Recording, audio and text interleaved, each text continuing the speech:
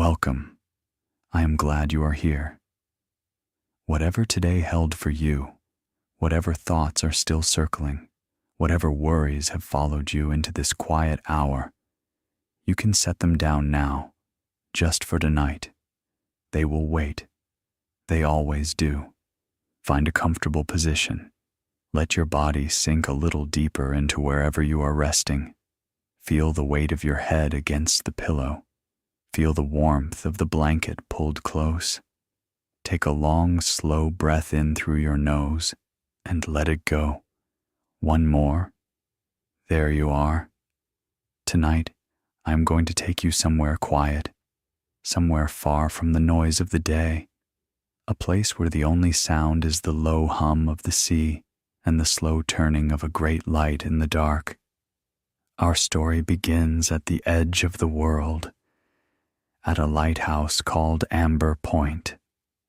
Amber Point Lighthouse stands on a rocky headland that juts out into the North Sea like a crooked finger. It has stood there for 112 years.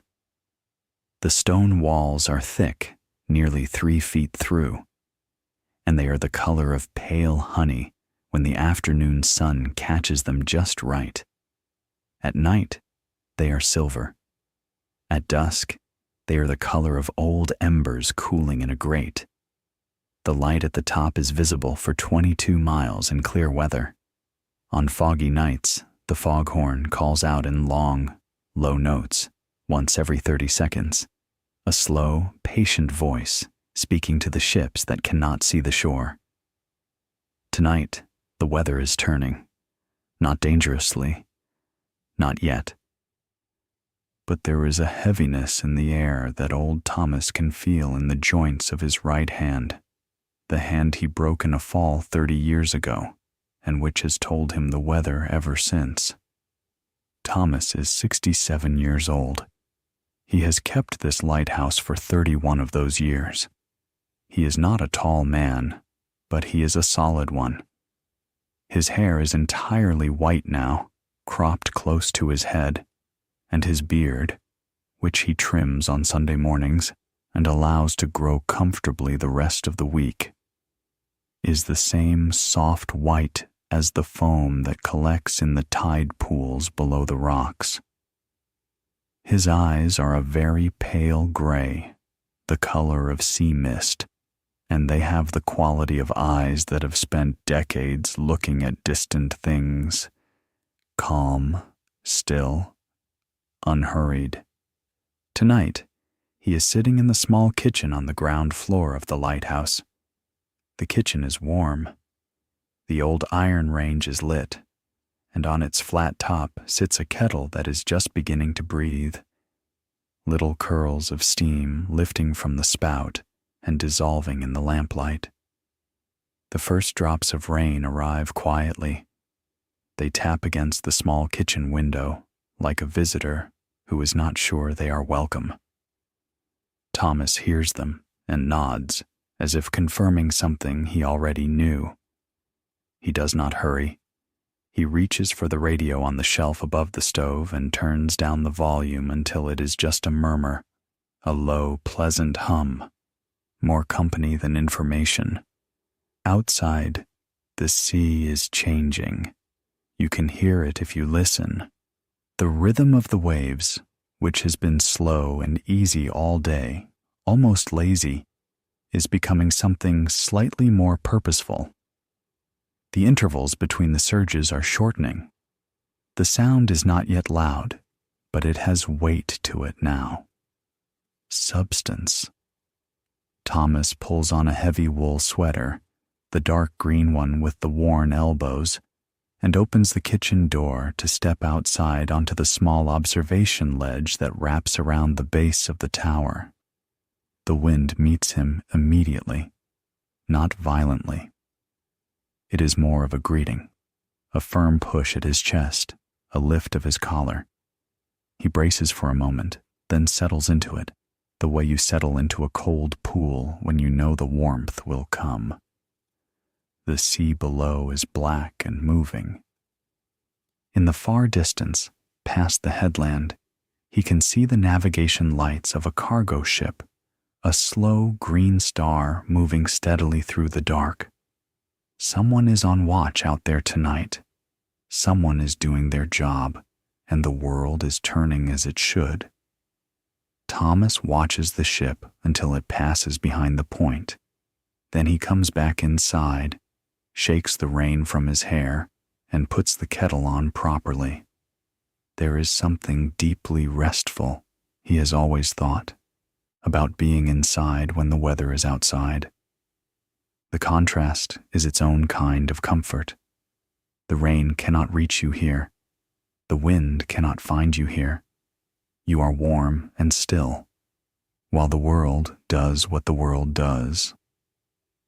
He stands at the counter and measures tea into the pot. 1 spoon for the pot, 1 for each cup, an old rule, learned from his mother and never broken. The kettle reaches its boil, not a frantic boil, but the slow, rolling kind that means it has been heating gently for some time, and Thomas pours the water in a steady, unhurried stream.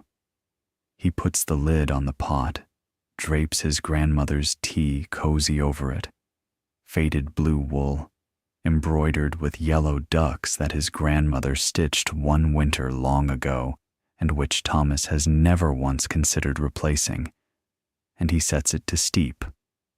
4 minutes. He uses those 4 minutes to do the things he does every night at this hour. He winds the mantel clock, 7 turns of the key. No more, no less. He wipes down the kitchen table with a damp cloth. He checks the logbook on the shelf by the window, running his finger down the last few entries to make sure everything is in order. Wind west-southwest, 15 knots. Visibility good. Light functioning. No vessels in distress. He writes tonight's entry in his careful, even hand. His handwriting has not changed in 40 years. There is something pleasing about that. Some small continuity threading through all the years. The tea is ready. He pours it into the large blue mug, the one with the chip on the handle that he has never bothered to replace, because the chip no longer registers as a flaw. It is simply part of what the mug is now. He adds a small splash of cold water to bring it to drinking temperature, and then he carries it through to the sitting room. The sitting room is small and comfortable, in the way that rooms become comfortable over decades. Not by design, but by accumulation. There is a sofa with cushions that have long since taken the impression of Thomas's particular way of sitting. There is a bookshelf with books that have been read and reread until their spines are soft and faded. There is a lamp with a warm amber shade. There is a framed photograph on the wall. A woman laughing on a boat, her hair blown sideways by sea wind. And Thomas glances at it, as he always does when he enters this room. He sits. He lifts the mug. He drinks. Outside, the rain comes down in earnest now. It fills the world with its sound, a long, soft shh that covers everything, like the page turning on a very long, very comfortable book. Thomas has kept a journal for 31 years. Every night after his duties are done, he writes 1 page, not more, never less. He has filled 47 notebooks. He does not write about dramatic things. He writes about the color of the sky at 4 in the afternoon. He writes about the pair of gray seals that spend October below the South Rocks.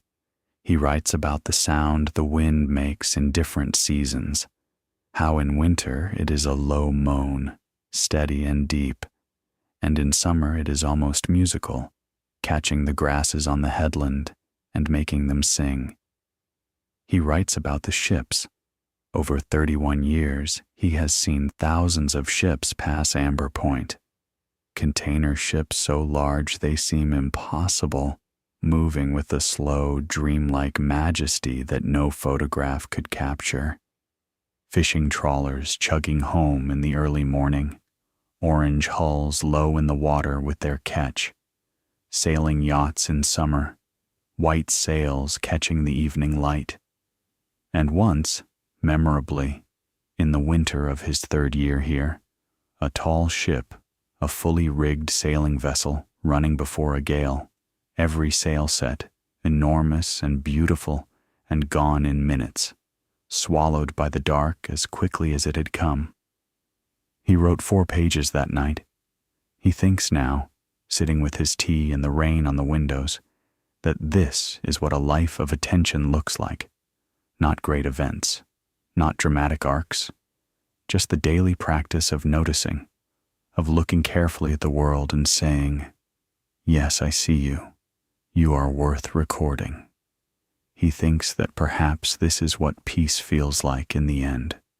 Not the absence of difficulty, not the solving of every problem, but simply the capacity to sit quietly in a warm room while the rain falls, and feel that this moment, this exact, unremarkable moment, is enough. It is enough. Above Thomas, through the ceiling, through the staircase that winds upward in its slow spiral, the great light is turning.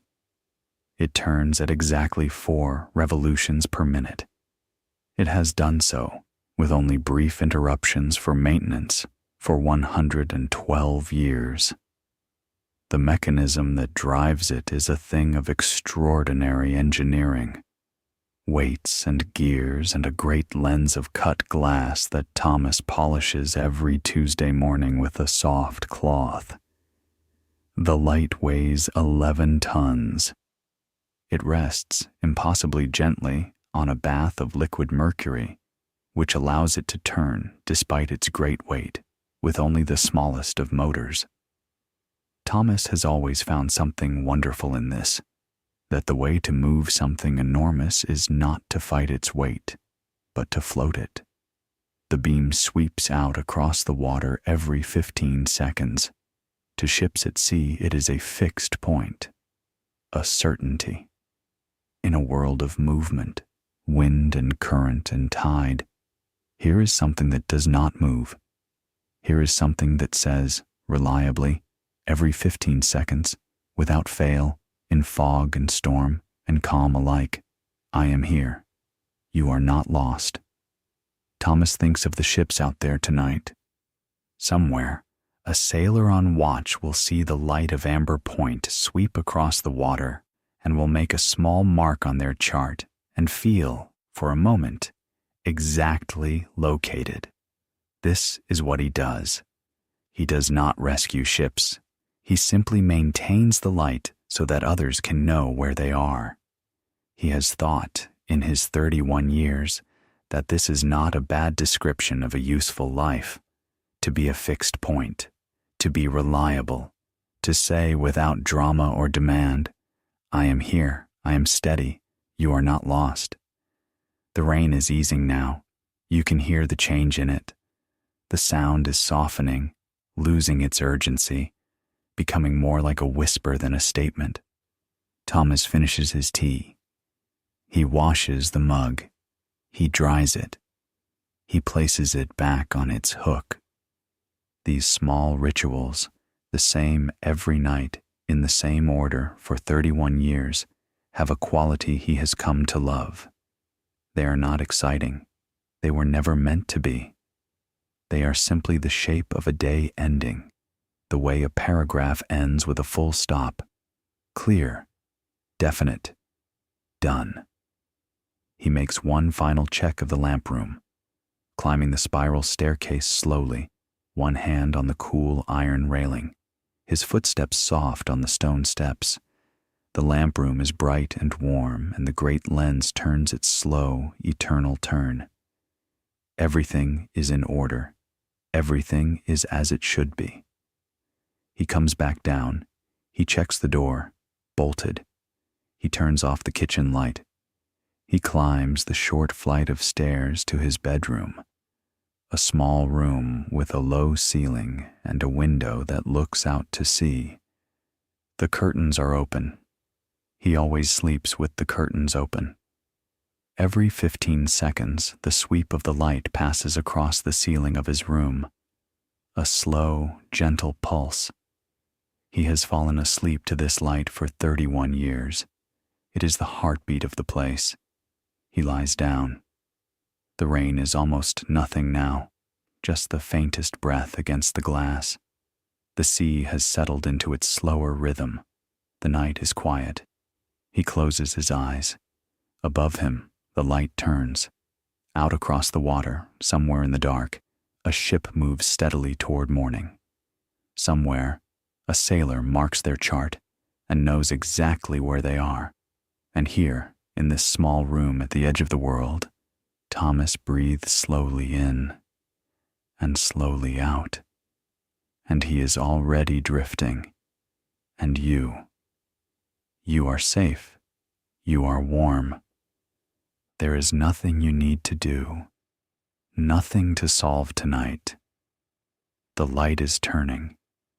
The sea is breathing. And you are already somewhere else.